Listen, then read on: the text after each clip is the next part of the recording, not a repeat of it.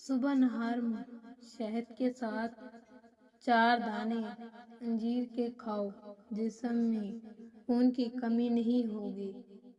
سرسوں کے ساگ میں گائے کا مکھن ڈال کر کھایا کریں، جسم میں گھوڑے کے جتنی طاقت آ جائے گی۔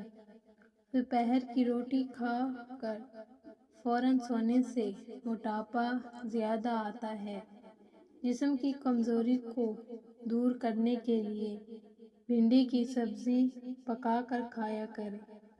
دودھ میں روٹی ڈبو کر کھانے سے جسم میں خون کی کمی پوری ہو جایا کرتی ہے۔ گلاب کے پھول کو ہاتھ پر مسل کر چہرہ نرم ہو جاتا ہے۔